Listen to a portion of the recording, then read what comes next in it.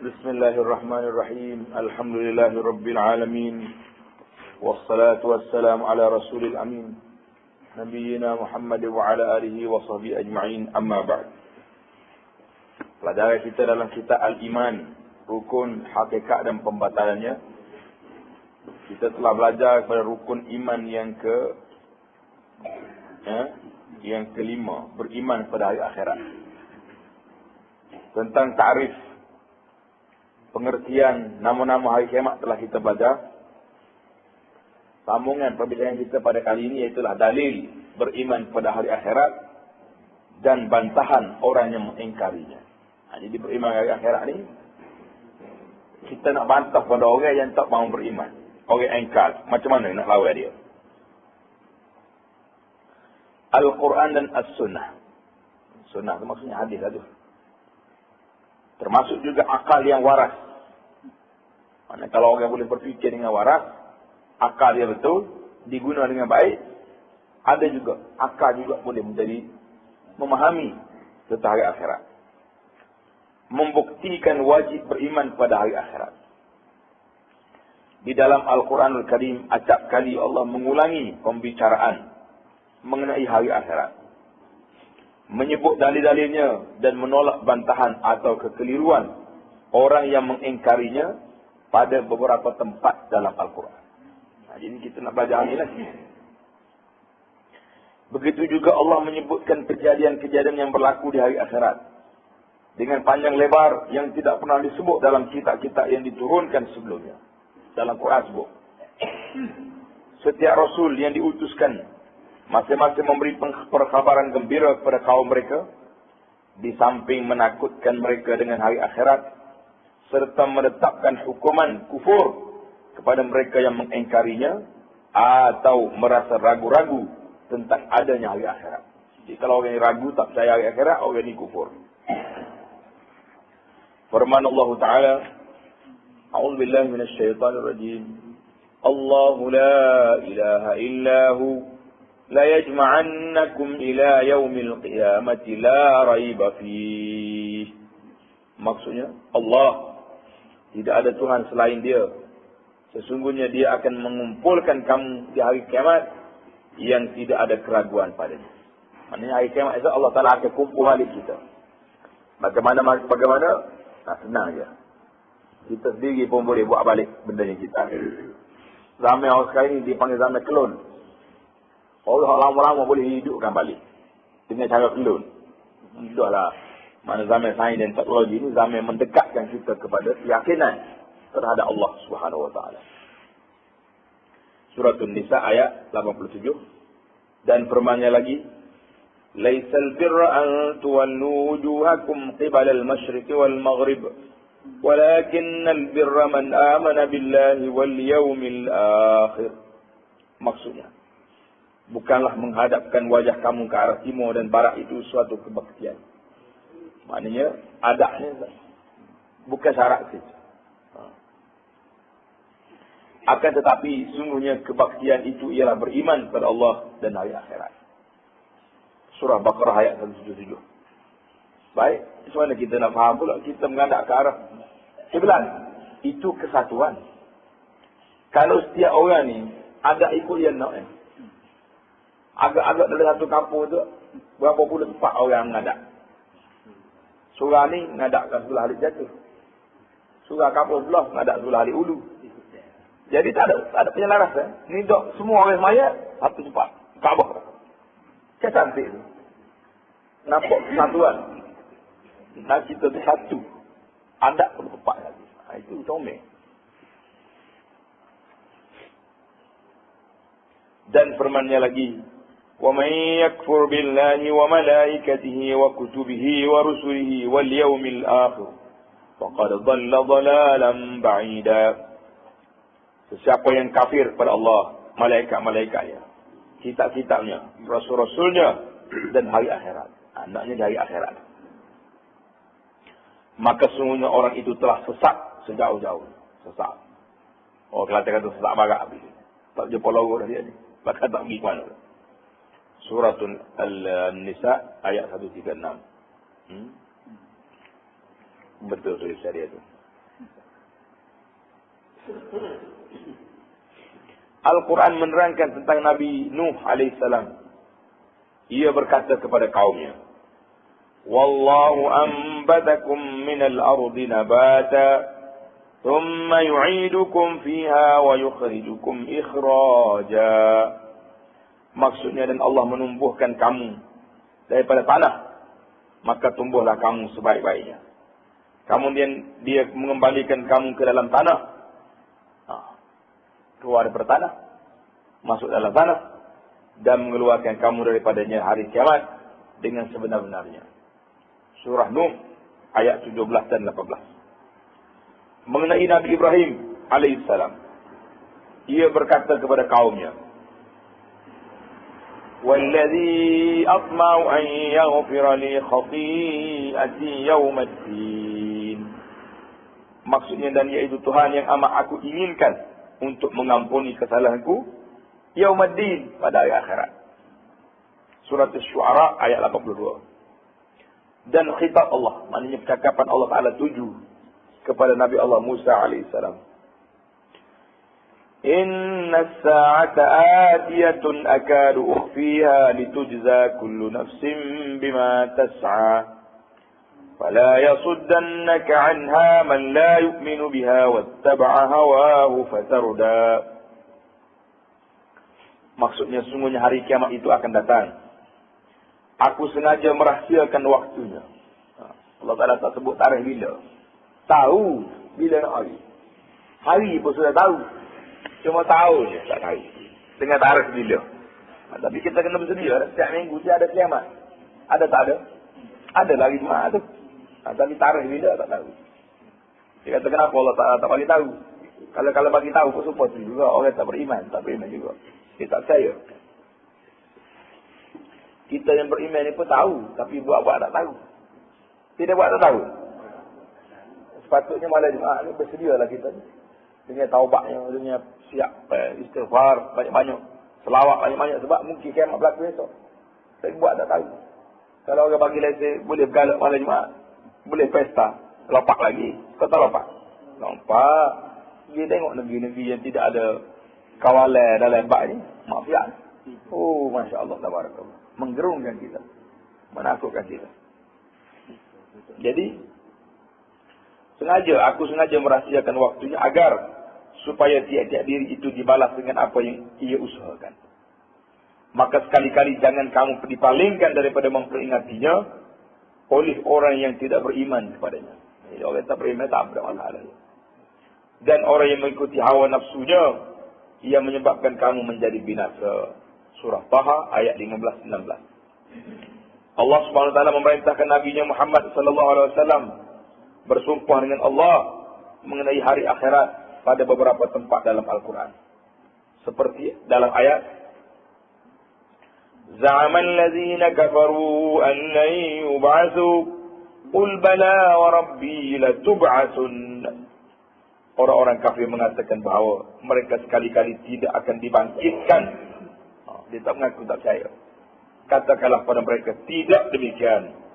Demi Tuhanku, pasti kamu akan dibangkitkan. Kena bangkit kamu, mesti bangkit. Nabi kita bersumpah. Surah At-Taghabun ayat 7. Orang-orang yang mengingkari hari kebangkitan, mereka sebenarnya mengingkari para Rasulullah semuanya. Sebab semua Nabi ajar dan bila kita tak percaya seorang, tak percaya semua. Tinggi itu.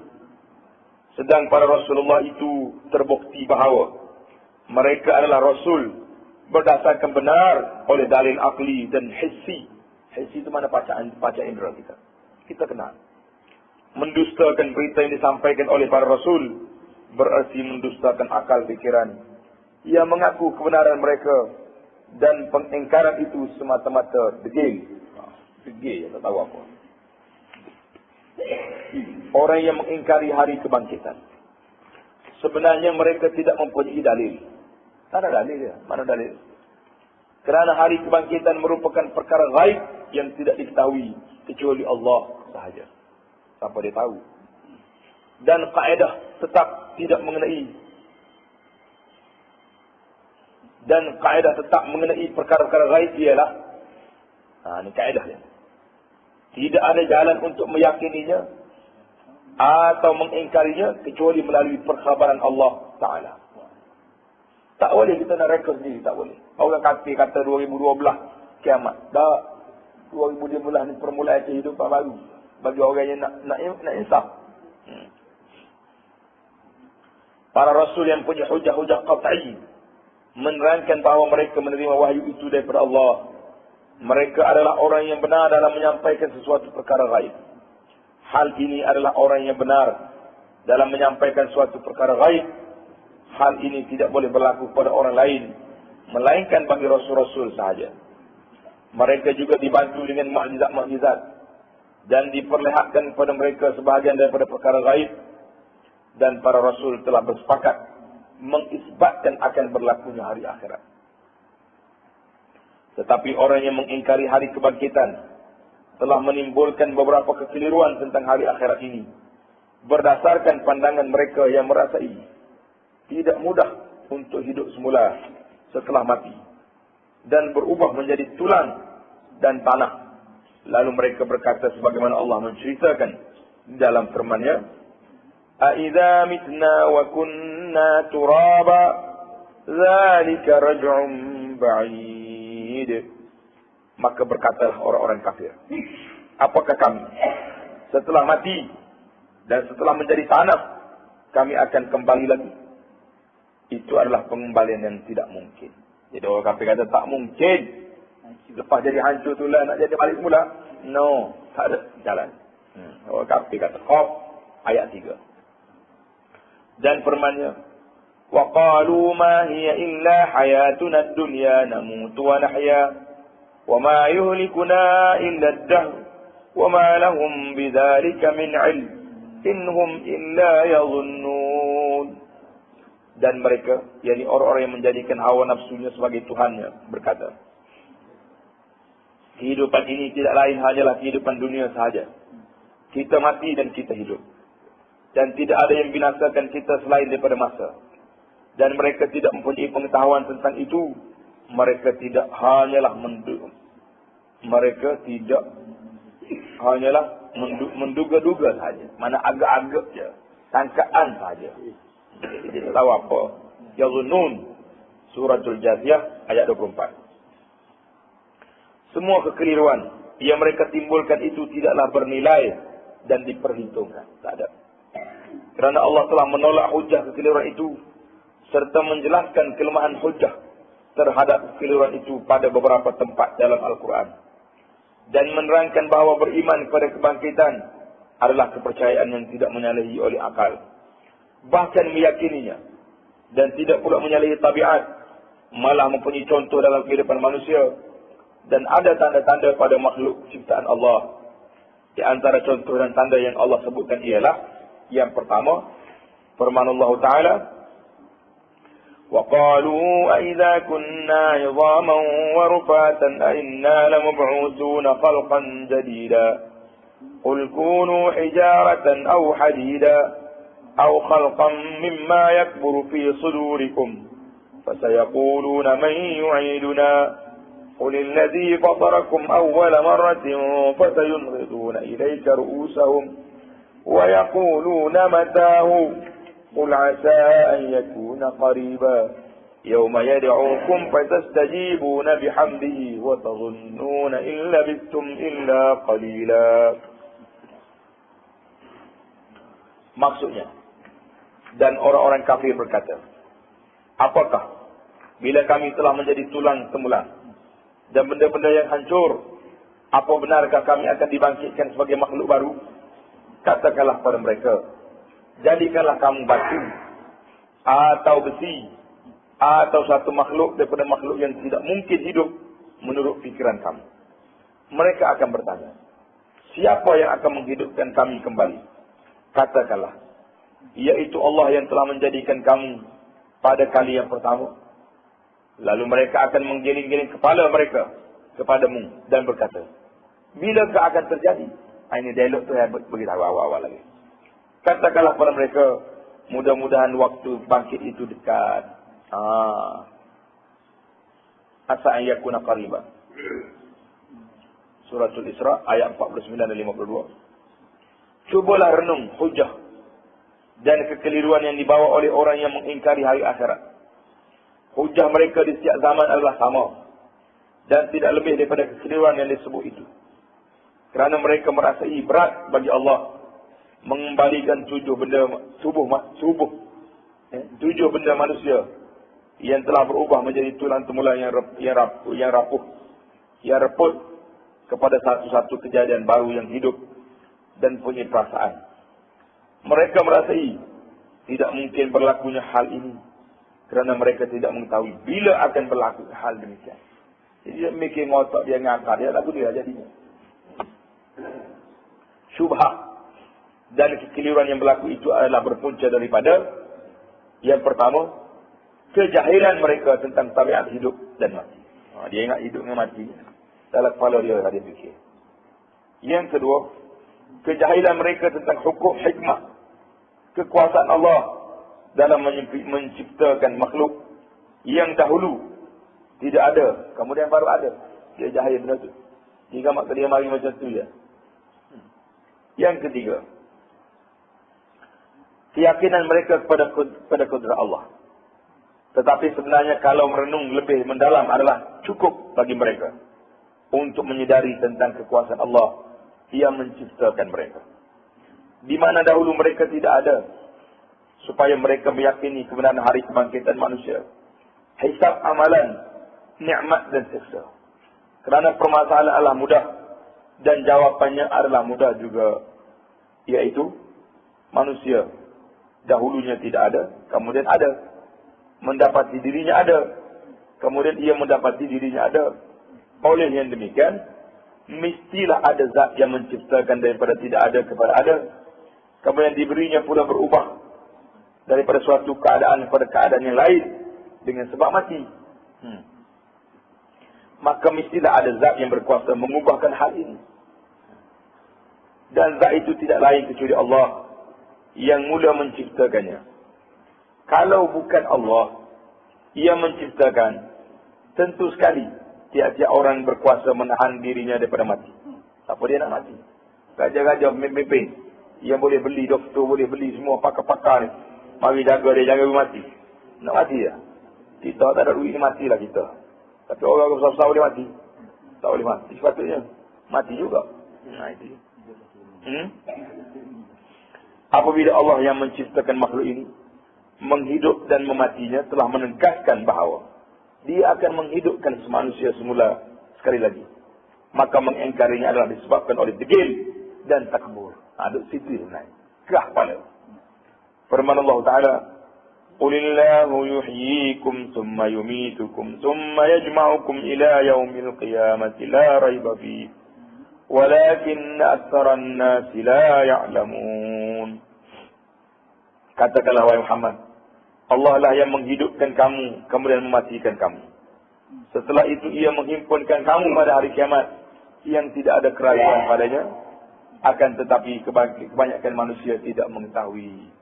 Suratul Jathiyah ayat 26. Itu yang panggil contoh yang pertama. Kita pergi kepada yang kedua. Contoh yang kedua pula. وضرب لنا مثلا ونسي خلقه قال من يحيي العظام وهي رميم. Ni ayat ni selalu kita baca. Orang kita apa ni, masyarakat Melayu ni dia hafal nak ayat. Ayat apa ni? Yasin. قل يحييها الذي أنشأها أول مرة وهو بكل خلق عليم الذي جعل لكم من الشجر الأخضر نارا فإذا أنتم منه توقدون أوليس الذي خلق السماوات والأرض بقادر على أن يخلق مثلهم بلى وهو الخلاق العليم. Dan orang kafir membuat perumpamaan bagi kamu dan ia lupakan kejadiannya. Ia berkata, cerita orang kafir ni, Ubay bin Khalaf katanya, dia bawa tulai, bawa gempuk mari. Dia mari jumpa dengan Nabi Muhammad. Ni, tulai. Dia apa ni? Dia hancur. Tulen repuk. Dia dah hancur depan Nabi. Dia tahu. Dia kata, Tuhan boleh mampu nak hidup balik tulen. Nabi kata, na'am. Ya. Tuhan akan mati kamu. Tuhan akan berhidup kamu. Tuhan akan teruk mulai neraka. Tanya dia. Jadi dia mari dengan itu ayat Quran. Dia mari tanya. Dia berkata, siapakah yang dapat menghidupkan tulang temulang yang telah hancur ni?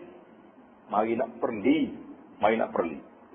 Katakanlah, ia akan dihimpunkan oleh Allah yang menciptakannya kali yang pertama, dan bahawa ia mengetahui tentang segala makhluklah, iaitu Tuhan yang menjadikan untukmu api daripada kayu yang hijau.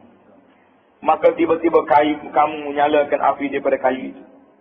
Dan tidakkah Tuhan yang menciptakan langit dan bumi itu berkuasa menciptakan yang serupa dengan itu? Benar, dia berkuasa. Dan dialah maha pencipta lagi maha mengetahui. Surah Yasin ayat 78-81. Pengarang kitab Syarh Al-Aqidah Tahawiyah. Nama dia Ibnu Abil Aiz Al-Hanafi. Ibnu Abil Aiz Al-Hanafi rahimahullah. Ketika menafsirkan ayat-ayat itu, beliau berkata, sekiranya ada manusia yang paling mengetahui, paling fasih dan cekap berbahasa, bercita-cita membawa suatu hujah yang lebih baik daripada susunan bahasa ayat-ayat itu, atau seumpama dengannya dari segi padat susunan dan jelas pengertian, nescaya ia tidak akan berkuasa.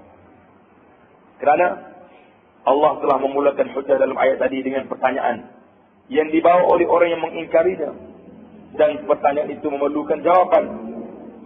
Maka ayat wa nasiya khalqahu yang bermaksud dan manusia itu lupa akan kejadiannya adalah jawapan bagi pertanyaan itu dan merupakan hujah terhadap mereka dan penghilang kekeliruan. Manakala Allah bertujuan menguatkan dan menetapkannya, Allah berfirman, qul yuhyiha alladhi ansha'aha awwala marrah. Maksudnya, katakanlah wahai Muhammad pada mereka, ia akan dihimpunkan oleh Tuhan yang menciptakannya kali yang pertama.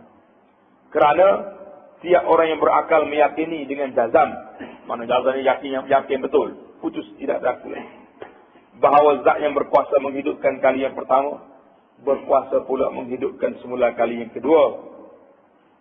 Dan sekiranya ia tidak berkuasa menghidupkan semula kali yang kedua, maka menghidupkannya kali yang pertama adalah lebih lemah atau lebih tidak berkuasa lagi. Bila masalah penciptaan bergantung pada kekuasaan pencipta terhadap makhluk dan pengetahuannya yang meliputi segala makhluknya, Allah menyusuli ayat tadi dengan wa huwa bikulli syai'in alim. Maksudnya Allah Maha mengetahui dengan segala sesuatu. Maka ia mengetahui segala pentafsilan penciptaan yang kedua. Jadi nak lawan tak boleh lah. Kalau ada orang kerah kepala lagi, biar ke dia lah. Macam mana? Apabila sempurna kudrat Allah dan ilmunya, maka apakah Allah tidak berkuasa menghidupkan tulang temulang yang telah rapuh dan hancur? Tentulah berkuasa. Kemudian Allah menguatkan lagi dengan dalil yang terang. Ia merupakan jawapan bagi pertanyaan orang yang mengingkari kebangkitan, yang mengatakan tulang temulang apabila telah hancur berubah menjadi suatu madah, suatu benda yang beku dan kering, sedang benda yang hidup mestilah mengandungi madah, mengandungi benda yang panas dan basah. Dengan firman Allah, alladzi ja'ala lakum minas syajaril akhdari nara fa idza antum minhu tuqidun. Allah yang menjadikan untuk api daripada kayu yang hijau. Pelik tak pelik? Api mari daripada kayu yang hijau yang basah. Tiba-tiba keluar api.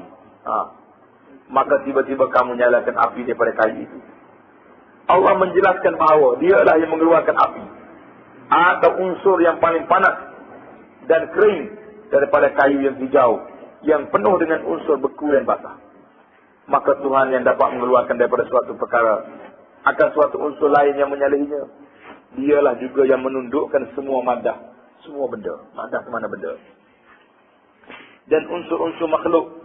Dan unsur-unsur itu tidak pula menyalahi tabiat alam yang Allah ciptakan. Maka Allah lah yang meluluskan hal kebangkitan dan kehidupan semula orang-orang yang mengingkarinya. Jadi jelaslah ayat ini untuk cerita kepada kita tentang kekuasaan Allah Subhanahu Wa Taala terhadap alam ini. Kemudian Allah menguatkan hujah tadi dengan berdalil kepada perkara yang lebih besar terhadap perkara yang lebih kecil. Kerana setiap orang yang berakal telah mengetahui bahawa sesiapa yang berkuasa melakukan sesuatu yang besar terhadap yang kecil dan ringan adalah lebih berkuasa. Kalau dia boleh buat benda besar, benda kecil boleh buat, lagi boleh. Sesiapa yang berkuasa memikul seberat 100 kilo, 100 kilo barang, dia boleh angkat. Maka memikul barang yang seberat 1 kilo adalah lebih senang. Ujung jari yang angkat. Oleh demikian, firman Allah Ta'ala, أَوَلَيْسَ الَّذِي خَلَقَ السَّمَاوَاتِ وَالْأَرْضَ بِقَادِرٍ عَلَىٰ أَنْ يَخْلُقَ مِثْلَهُمْ. Dan tidakkah Tuhan yang menciptakan langit dan bumi itu berkuasa menciptakan yang serupa dengan itu? Langit dan bumi akan boleh buat. Merawat manusia kecil tak boleh. Malu berdiri kita. Tuhan yang menciptakan langit dan bumi yang tersergam dengan kebesaran, keluasan, kecanggihan, lebih berkuasa menghidupkan kembali tulang tulang manusia yang telah repuk dan hancur. Ini kata-kata ini tak ambil daripada Syarah Al-Aqidah Al-Tahawiyah. Contoh yang ketiga, kekuasaan Allah Ta'ala. Ya ayyuhan nasu in kuntum fi raibin minal ba'thi fa inna khalaqnakum min turabin thumma min nutfah ثم من علقة ثم من مضغة مخلقة وغير مخلقة لنبين لكم ونقر في الأرحام ما نشاء إلى أجل مسمى ثم نخرجكم طفلا ثم لتبلغوا أشدكم ومنكم من يتوفى ومنكم من يرد إلى أرذل العمر لكي لا يعلم من بعد علم شيئا وترى الأرض هامدة فإذا أنزلنا عليها الماء اهتزت وربت وأنبتت من كل زوج بهيج ذلك بأن الله هو الحق وأنه يحيي الموتى وأنه على كل شيء قدير وأن الساعة آتية لا ريب فيها وأن الله يبعث من في القبور. Wahai manusia, jika kamu dalam keraguan tentang kebangkitan daripada kubur, maka ketahuilah bahawasanya kami telah menjadikan kamu daripada tanah asal. Kamu daripada titis air mani, kamu daripada segumpal darah, kamu daripada segumpal daging yang sempurna kejadiannya dan ada yang tidak sempurna, gugur tengah jalan. Agar kami jelaskan kepada kamu dan kami menetapkan sesuatu itu dalam rahim apa yang kami kendaki sampai waktu yang sudah ditentukan. Kemudian kami keluarkan kamu sebagai bayi-bayi. Kemudian dengan beransur-ansur kamu sampailah kepada umur kedewasaan. Dan di antara kamu ada yang diwafatkan mati awal. Dan ada pula di antara kamu yang dipanjangkan umurnya sampai tua, sampai nyanyuk, hingga ia tidak mengetahui lagi sesuatu pun yang dahulunya telah diketahui. Orang nyanyi tahu apa? Tak tahu apa dia. Sudah makan kayak tak makan lagi. Pukul 10 main Zuhur, nyanyukkah dia? Tak kata apa. Kita minta berlindung Allah Ta'ala daripada nyanyuk. Kesian kepada kita dan kesian kepada orang-orang kita, anak-anak kita. Dan kamu lihat bumi yang kering. Bumi ini kering. Kemudian kami turunkan air ke atasnya. Hiduplah bumi itu. Dan suburlah. Dan menumbuhkan berbagai-bagai macam tumbuhan yang indah. Sesungguhnya hari kiamat itu mestilah datang. Tidak ada keraguan padanya. Dan bahawasanya Allah membangkitkan semua orang dalam kubur. Jadi ini hujjah. Suratul Hajj ayat 5 hingga ayat 7. Ayat ini mengandungi dalil yang jelas membuktikan kekuasaan Allah dalam menghidupkan kembali yang telah mati. Dalil jelas. Di mana dalil itu dapat menghilangkan keraguan, kekeliruan tentang kebangkitan kembali di hari kiamat. Dalil. Iaitu, mana dalil? Yang pertama, ayat tadi menunjukkan bahawa kekuasaan Allah menciptakan makhluk. Satu. Dan penciptaan manusia adalah daripada zat tanah yang tidak kelihatan sedikit pun tanda-tanda itu. Ayat tadi juga menjelaskan kekuasaan Allah menciptakan manusia daripada suatu proses kepada proses lain yang ternyata berlainan. Proses kejadian manusia bermula daripada titisan air mani kepada segumpal darah, kemudian kepada segumpal daging, kemudian dibukakan pendengaran dan penglihatan, diperlengkapkan dengan panca indera dan kekuatan, tulang temulang, orak saraf dan lain-lain. Kemudian disempurnakan penciptaannya hingga lahirlah manusia dalam bentuk dan rupa paras yang sebaik-baiknya. Seperti firman Allah Ta'ala, laqad khalaqnal insana fi ahsani taqwim. Sesungguhnya kami telah menciptakan manusia dalam sebaik-baik penciptaan. Surah At-Tin ayat 4. Dengan penciptaan demikian, apakah Allah tidak berkuasa menghidupkan kembali manusia yang telah mati? Berkuasa. Menghidupkan manusia kembali adalah merupakan pemindahan daripada suatu proses kepada suatu proses yang lain. Di mana orang-orang yang mengingkarinya dapat melihat contoh-contoh proses itu pada dirinya dan pada diri setiap manusia di permukaan bumi. Nampak sangat. Al-Ustaz Sayyid Qutb rahimahullah ta'ala telah menarik perhatian kita kepada suatu pengertian yang sangat mendalam terkandung dalam ayat-ayat itu. Katanya, proses penciptaan bayi dalam rahim dan perkembangan hidup kanak-kanak setelah mencelik mata melihat dunia ini menunjukkan adanya iradah, adanya kehendak yang mentadbirkan proses-proses tersebut, yang bertujuan mengangkat manusia supaya sampai pada sempurna peringkat di alam akhirat. Kerana apabila manusia tidak dapat mencapai kesempurnaan sejati dalam hidupnya di dunia ini, kerana setelah sampai pada peringkat sempurna penciptaan tubuh badannya, ia pun mulai patah turun dan mulai lemah hingga ia tidak mengetahui lagi sesuatu pun yang dahulunya telah diketahuinya. Maka pastilah ada alam lain, yaitu alam akhirat yang akan menyampaikan manusia kepada kesempurnaan yang sejati. Asal dunia ini tak ada sempurna. Kuat, lemah balik. Dipanggil patah turun. Tak ada sempurna. Maka kejadian manusia melalui beberapa proses itu menunjukkan kepada kebangkitan kembali di hari kiamat dari dua segi. Yang pertama, dari segi zat yang berkuasa menciptakannya, berkuasa pula menghidupkannya kembali. Betul. Yang kedua, dari segi iradah, kehendak Allah. Ia mengurus segala-galanya, akan menyempurnakan kesempurnaan jati bagi manusia di alam akhirat. Dan demikianlah berhimpunnya undang-undang penciptaan kali pertama. Dan pembangkitan kembali kali kedua, undang-undang hidup dan bangkit semula, undang-undang perhitungan amalan dan balasan. Semua undang-undang itu menyaksikan adanya Tuhan yang mengurus hal makhluk ini. Dan kewujudan Allah itu tidak perlu, tidak pula diragu-ragu dan diperbahaskan lagi. Tak perlu nak bahas lagi. Fi zilalil Quran.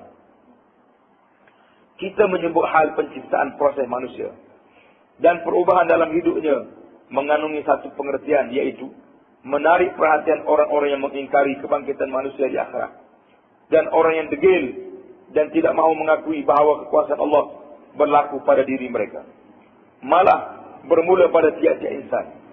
Kerana sebelum ia menjadi seorang manusia yang sempurna, ia adalah titis air mani yang lemah, tidak berharga. Ia adalah segumpal darah dan segumpal daging yang tidak berbentuk apa-apa asalnya.